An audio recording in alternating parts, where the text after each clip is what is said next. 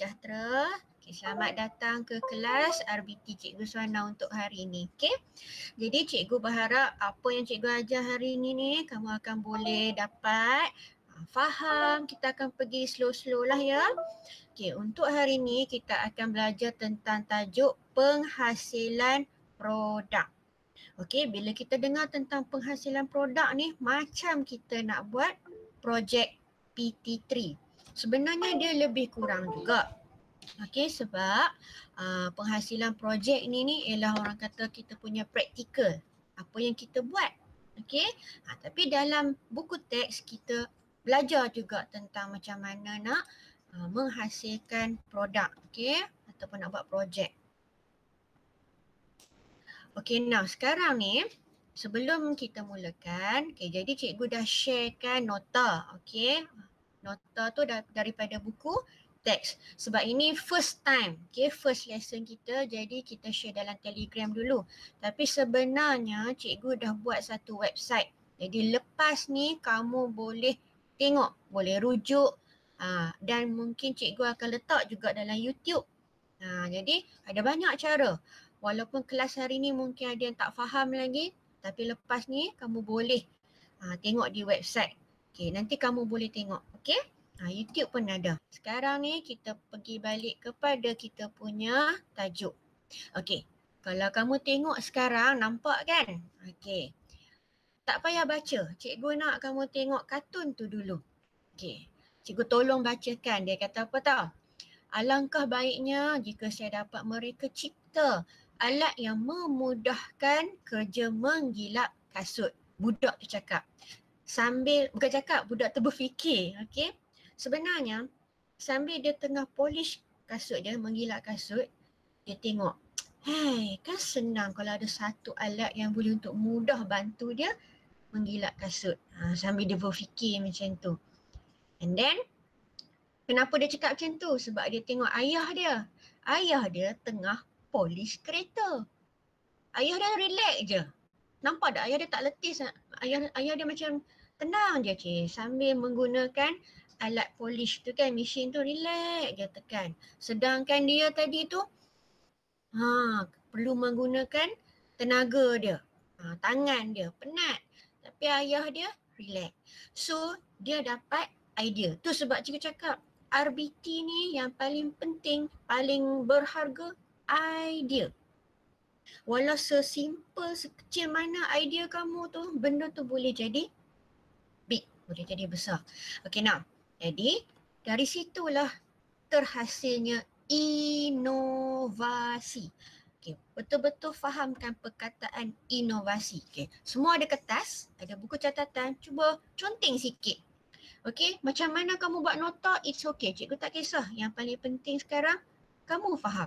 Nota tu kamu punya. Kamu yang nak baca. Okay, so kamu tulis inovasi. Okay, apa beza inovasi dengan kreatif? Kreativiti. Kreatif ni maksudnya kamu pandai mencipta. Daripada something yang tak ada kepada benda yang wujud. Okay, kreatif. Tapi kalau inovasi maksudnya kita ubah suai. Benda tu dah ada. Benda tu dah wujud. Orang dah cipta. Tapi kamu, apa budak-budak zaman sekarang cakap? Modify, upgrade, bikin, bahasa ni sikit. Maksudnya kita ubah something menjadi lebih baik. Lebih better, lebih canggih, memudahkan. Faham tak? Inovasi. Okey, kita teruskan. Okey, jadi tadi nota cikgu dah bagi. Kalau kamu tengok proses kat bawah. Baik, langkah-langkah dalam proses penghasilan produk. Okey, anak-anak, sekarang ni nota ni, langkah-langkah ni penting. Dalam PT3, soalan PT3 boleh ditanya. Ini merupakan salah satu item yang boleh ditanya. Jadi cikgu minta sangat benda ni kamu salin dalam nota ataupun kertas kamu. Nantilah ya. Sekarang ni kamu dengar dulu penerangan cikgu. Sebab nota ni cikgu dah share dalam Telegram. Okey. Okey, yang ni memang kena hafal. Okey, hafal. Okey, kita tengok step dia. Number 1. Kita kena buat kajian keperluan pelanggan. Okay, kita tengok dulu, nanti kita sembang lagi bagi faham. Nombor 2, penyelesaian masalah inventif. Number 3, project brief. Okay. And then number 4, penjanaan idea. Lepas tu arrow merah tu tengok tu dia pergi mana? Dia pergi sana. Lakaran idea, penghasilan model, pengujian penambahbaikan, dan last sekali pendokumentasian. Okey. Okay, kita pergi contoh yang paling mudah. Okey. Let's say lah, katakan kamu tengah cari satu idea. Okey, tengah cari satu idea macam mana nak ubah macam tadi budak tu kata penggilak kasut kan? Okey, daripada berus, berus tadi yang simple, macam mana nak ubah menjadi yang boleh senang iaitu mesin. Okey, sebelum dia buat, dia kena buat kajian keperluan pelanggan. Maksudnya kita buat soal selidik tentang sesuatu produk. Kalau contoh kamu nak buat projek tentang pengilat kasut. So cakaplah, okey, produk yang sudah ada di pasaran ialah apa? Berus kasut. Kamu bagilah borang tu kepada orang, kamu cakap, cik, isi dulu maklumat tu kan, ikut borang. Lepas tu dekat bawah tu kan kita ada tulis apa kekurangan produk tu, kelebihan produk tu, apa cadangan yang boleh orang tu bagi untuk nak tambah baik berus tu. Daripada situlah bila kita kutip maklumat, maksudnya orang pertama cakap macam ni, orang kedua cakap macam ni, orang ketiga cakap macam ni. Kamu sedang mengumpul maklumat. Sayang, tulis. Ni semua ni penting, tulis dalam nota. Jadi kajian keperluan pelanggan ni penting. Nampak macam alah buang masa, tapi sebenarnya bila kita buat kajian, kita lagi dapat banyak maklumat. Jangan buang, benda tu kita kena simpan. Itulah laporan dokumentasi tu yang cikgu cakap folio tu. Okey, so habis step nombor 1, baru kamu pergi step nombor 2. Penyelesaian masalah inventif. Okay, yang ni rumit sikit, cikgu faham. Yang ni kamu belajar masa form 1, penyelesaian masalah. Ada yang secara yang ada apa yang kamu ingat tak, yang garis-garis bermasalah, berkurangan, mencukup, melebihi. Ingat lepas tu kamu kena buat model fungsi, analisis. Semua benda-benda tu yang tu nanti kita akan buat tu selepas ni dalam projek. Okay, tapi tajuk ni dia mengajar kamu, fungsi tajuk ni, bab ni, dia nak ajar kamu step, proses macam mana nak buat kerja. Dia bukan terus-terus, dapat idea, terus buat. No, itu bukan cara dia, dia ada step. Okay, so nombor 2, penyelesaian masalah inventif. Okay, now kita tengok nombor 3. Apa tu project brief? Okay, yang ni cikgu tunjuk, cikgu tak share lagi kat kamu. Okay, yang ni kalau kamu tengok, ini borang kajian pelanggan.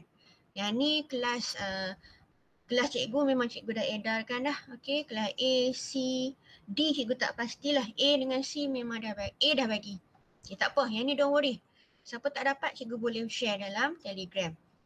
Cikgu nak, okay sayang, okay tampak tak tu? Ni, yang ni. Yang ni susah sikit. Ini model fungsi. Model fungsi ni memang kamu kena betul-betul kaji macam mana satu produk tu berfungsi. Tak apa, nanti kita akan bincang kemudian. Okay, analisis berantai ni. Okay, macam mana daripada satu masalah tu kita, kenapa, mengapa. Untuk menyelesaikan masalah memang kena tanya banyak soalan. Mengapa, kenapa, bagaimana. Kena tanya macam budak-budak kecil kan. Mak kenapa ni? Mak kenapa ni? Sampai pening kepala mak kamu kan. Okay. So, okay ni. Ni. Kamu belajar ni masa form 1. Okay. Tak apa, nanti kita buat ulang kaji. Okay.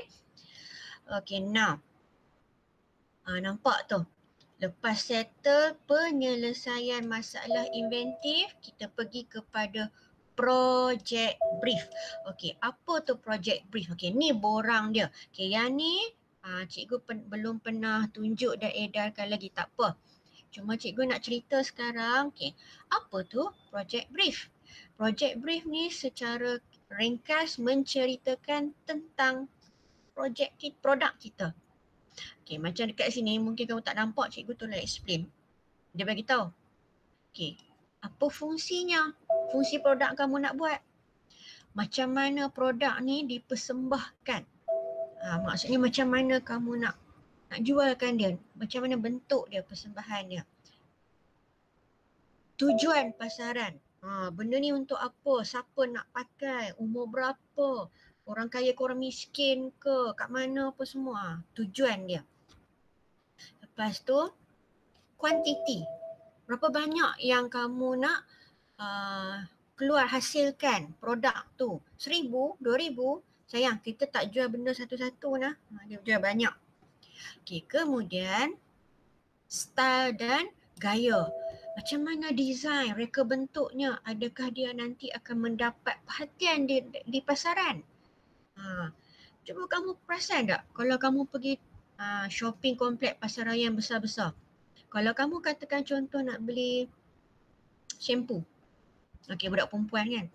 Shampoo, kalau kamu pergi Tesco, kamu boleh duduk kat situ 15, 20 minit, setengah jam just nak pilih shampoo. Sebab apa?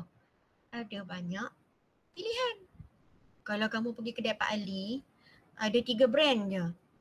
Senang je nak pilih. Pilih satu je. Tapi kalau pergi Tesco, apa-apa, Sunsilk, Rejoice, Safi, cikgu pun tak tahu macam-macam.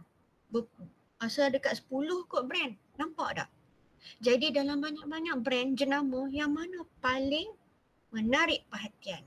Itulah style dan gaya produk. Okey. Kualiti. Kualiti ni maksudnya kamu buat tu elok tak elok, bahan yang digunakan tahan lama ke tidak. Okey, kualiti kualiti. Okey, dekat sini ni anggaran kos seunit. Okey, yang ni memang dia ada satu bahagian khas lah nanti bila kamu belajar. Kita nak kira kos. Masa form 1 pengurusan projek kamu ada belajar formula dia. Siapa ingat? Kos pengeluaran macam mana nak kira? Kos bahan tambah kos upah tambah kos overhead. Ingat, formula 3 ni memang sampai bila-bila walaupun tak belajar RBT tapi dia penting. Ingat, catat dalam nota kamu. Kos pengeluaran adalah kos bahan tambah kos upah tambah kos overhead. Okay, cikgu tak nak pergi detail yang tu sebab ada banyak lagi yang tu nanti. Okay, dan last sekali jangka masa. Untuk nak hasilkan produk, berapa lama nak ambil? Sebulan?